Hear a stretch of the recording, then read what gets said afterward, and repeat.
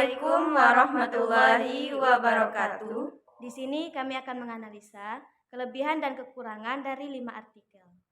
Artikel pertama berjudul Konsep Merdeka Belajar Pendidikan Indonesia dalam Perspektif Filsafat Progresivisme. Kelebihan artikel tersebut yang pertama menjelaskan konsep merdeka belajar dalam konteks pendidikan Indonesia.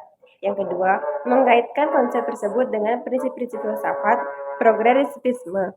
Yang ketiga, memberikan contoh implementasi konsep merdeka belajar yang sesuai dengan pendekatan progresivisme. Adapun kekurangannya yang pertama, tidak memberikan pemahaman yang cukup mendalam tentang aspek-aspek kritis dalam pendekatan ini. Yang kedua, keterbatasan dalam membahas variasi pandangan dan interpretasi tentang konsep merdeka belajar dalam kerangka filsafat progresivisme. Yang ketiga, tidak memberikan tinjauan terhadap riset atau penelitian empiris yang mengevaluasi efektivitas konsep merdeka belajar dalam praktik pendidikan progresivisme. Artikel yang kedua berjudul Filsafat Pendidikan Progresivisme dan Pendidikan Bahasa. Kelebihan artikel ini yang pertama, mendiskuskan ide-ide utama dalam filsafat pendidikan progresivisme dan hubungan dengan pendidikan bahasa. Yang kedua, memberikan wawasan tentang bagaimana pendekatan progresivisme mempengaruhi pembelajaran bahasa. Yang ketiga, menyediakan contoh konkret atau studi khusus untuk mendukung argumen.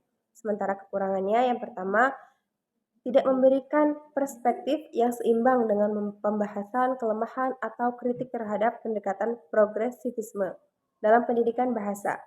Yang kedua, tidak memperhatikan variasi dalam pendekatan progresivisme atau pandangan yang berbeda dari berbagai ahli. Yang ketiga, kurangnya tinjauan terhadap riset empiris yang mendukung atau menentang pendekatan progresivisme dalam pembahasan bahasa. Artikel yang ketiga yang berjudul Filsafat Progresivisme dan Implikasinya Terhadap Pendidikan Kewarganegaraan sebagai General Education di Indonesia. Kelebihan artikel tersebut mungkin termasuk menyajikan wawasan tentang filsafat progresivisme dan implikasinya terhadap pendidikan kewarganegaraan, serta pertimbangan relevansinya dengan konteks Indonesia. Namun kekurangannya bisa berupa kurangnya data empiris atau studi kasus konkret yang mendukung argumen, serta potensi untuk kurangnya analisis mendalam tentang implementasi dalam konteks pendidikan Indonesia secara spesifik. Dan artikel yang keempat yang berjudul Peran Filsafat Progresivisme dalam Mengembangkan Kemampuan dalam Pendidik di Abad ke-21.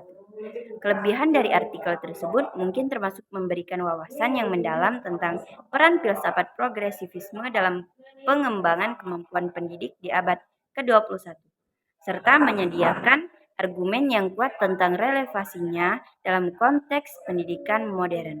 Namun kekurangannya bisa termasuk kurangnya pembahasan tentang tantangan atau kritik terhadap pendekatan progresivisme, serta potensi untuk kurangnya pengalaman atau penelitian empiris yang mendukung klaim yang diajukan.